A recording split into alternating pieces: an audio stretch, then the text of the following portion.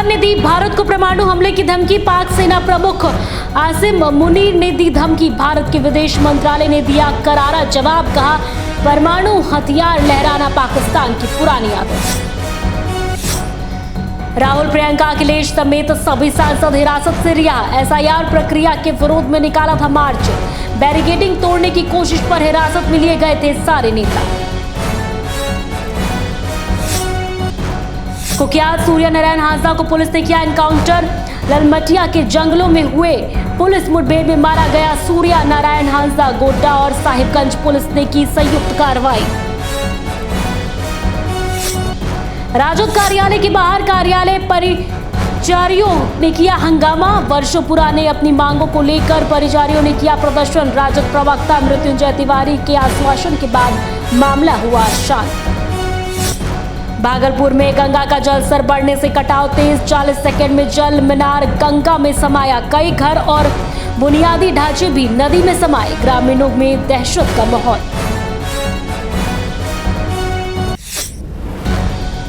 नमस्कार, ideal express देख रहे हैं आप। मैं हूं आपके साथ पूर्णिमा पांडे। बुलेटिन की शुरुआत करते हैं। देखिए, एक बड़ी खबर से, जहां पाकिस्तान ने भारत को परमाणु हमले की धमकी दी है। जी हां, पाकिस्तानी प्रमुख बताते चले कि ये सेना प्रमुख ने, आसिम मुनीर ने यह धमकी दी है। फ्लोरिडा में पाकिस्तानी प्रवासियों को संबोधित करते हुए आपको बता दें कि पाक सेना प्रमुख आसिम मुनीर ने भारत को परमाणु हमले की धमकी दे डाली। मुनीर ने कहा कि अगर युद्ध में पाकिस्तान का अस्तित्व खतरा हुआ तो आधी दुनिया को साथ लेकर डूब जाएगा। इस पर भारत के विदेश मंत्रालय ने सख्त रुख लेते हुए कहा कि परमाणु हथियार लहराना पाकिस्तान की पुरानी आदत है।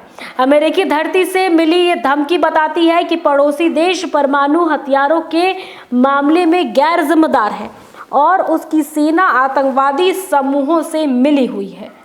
अगली खबर की ओर बढ़ते हैं। देखिए, प्रधानमंत्री नरेंद्र मोदी ने सांसदों के लिए बने फ्लैट्स का उद्घाटन किया है। जी हां, आपको बताते चलें कि प्रधानमंत्री नरेंद्र मोदी आज नई दिल्ली के बाबा खड़क सिंह मार्ग पर सांसदों के लिए 184 नए बहुमंजिला फ्लैट का उद्घाटन किया और ये सभी फ्लैट टाइप 7 के श्रेणी में है। वहीं उद्घाटन समारोह में लोकसभा अध्यक्ष ओम बिरला, मनोहर लाल खट्टर और किरेन रिजिजू भी शामिल हुए। पीएम मोदी ने आवासीय परिसर में सिंदूर का एक पौधा भी लगाया। इसके साथ ही वहां काम करने वाले सभी को से मुलाकात की और उनके योगदान की सराहना भी की।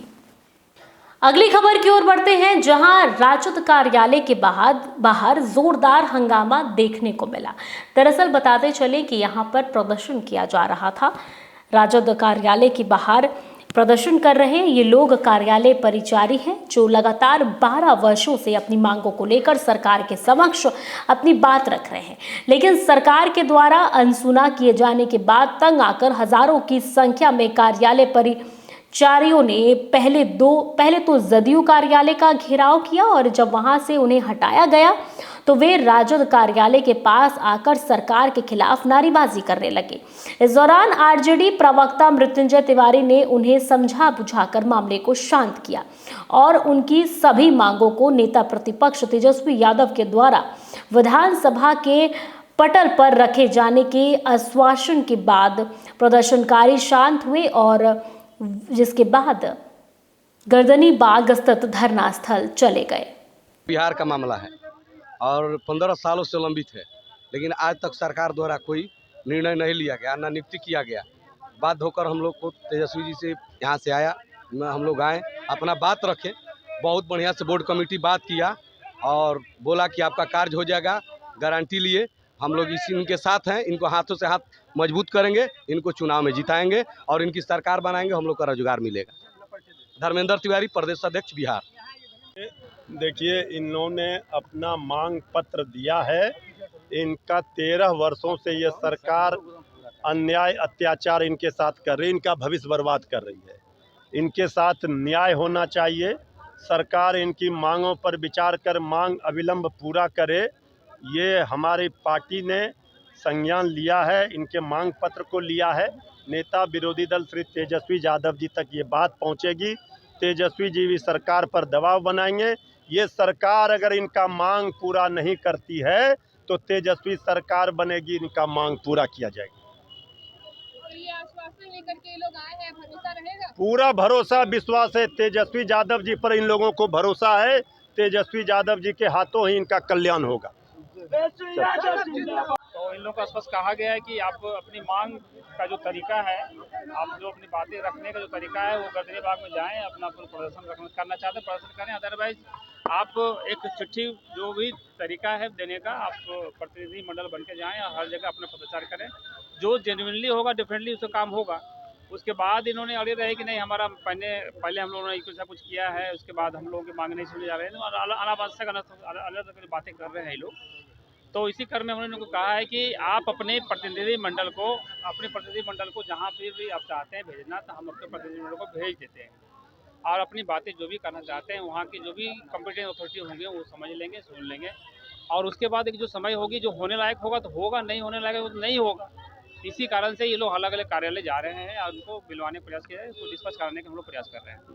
डेलीगेशन मिलने की बात हो रही है, तो क्या इन लोग तैयार नहीं है क्या मिलने के लिए? डेलीगेशन को एक जगह हम लोगों ने मिलवाए हैं, पहले जेडीयू कार्यालय पे गए थे, जेडीयू कार्यालय में उनको डेलीगेशन को मिलाया है, अभी आरजेडी कार्यालय आए हैं, आरजेडी कार्यालय में इनको डेलीगेशन को भेजा गया मिलाने के लिए।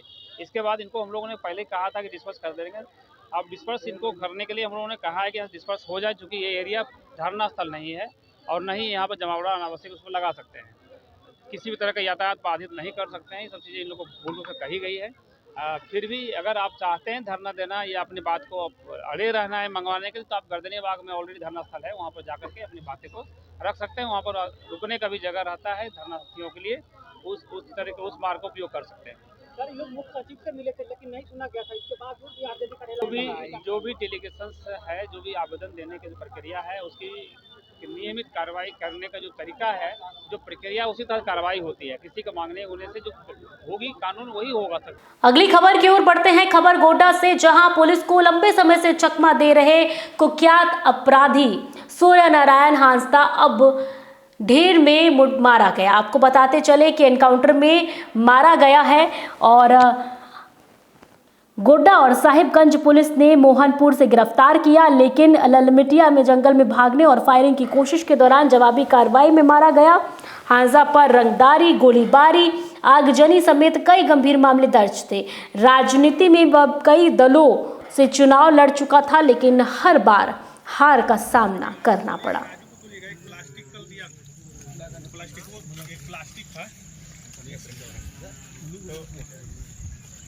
प्लास्टिक को भी देके भेजो अगली खबर भागलपुर से, जहां भागलपुर में देखिए लगातार हो रही बारिश से बाढ़ की स्थिति पैदा हो गई है उस पूरे इलाके में और ऐसे में लोगों को काफ़ी परेशानी हो रही है और लोगों को उसका सामना भी करना पड़ रहा है। भागलपुर में बाढ़ का कहर देखने को मिल रहा है, जहां बैंक कॉलोनी सहित कई मोहल्ले में पानी भर जाने से लोगों की मुश्किलें बढ़ गई हैं। बाढ़ का पानी घरों और गलियों में घुस जाने के कारण लोग घरों में कैद होकर रह गए हैं। स्थानीय निवासियों का कहना है कि ज़रूरत पड़ने पर भी बाहर निकलना नामुमकिन हो गया है। सड़कों पर पानी के कारण आवाजाही पूरी तरह से ठप है। प्रशासन ने हालात पर नजर रखने और ज़रूरत पड़ने पर राहत पहुंचाने की बात भी कही है, लेकिन लोगों की चिंता है कि पानी का स्तर लगातार बढ़ता जा रहा है। अगली खबर की ओर बढ़ते हैं। देखिए, दुमका में पुलिस को एक बड़ी सफलता मिली है। लगातार इस इलाके में चोरी का मामला बढ़ता जा रहा था और इसी बीच पुलिस ने बड़े लेवल पर देखिए 7 चोरी किए गए बाइक को बरामद किया है एक साथ। और ऐसे में आपको बताते चले कि बड़ी सफलता हाथ लगी है। 2 पहिया वाहन को बरामद किया गया है। इसके साथ ही 3 बाइक चोर को भी गिरफ्तार किया गया है। जानकारी के मुताबिक अपराधी बाइक की चोरी कर रहे, बेचने का काम कर रहे थे। तो लगातार इस मामले में ऐसी घटनाओं से वहां के लोग परेशान थे और पुलिस की पहल से देखिए अब पुलिस ने इस पहल के साथ वाहन के साथ 3 बाइक चोरों को गिरफ्तार कर लिया है। ये सभी बाइक चोर लोगों के नाक में दम कर रखा था इन बाइक चोरों ने, जिससे लोग काफ़ी परेशान थे। आखिरकार पुलिस ने उन्हें गिरफ्तार कर लिया। तो मेरे साथ इस बुलेटिन में इतना ही। ऐसे ही तमाम अपडेट के लिए देखते रहिए ITL एक्सप्रेस।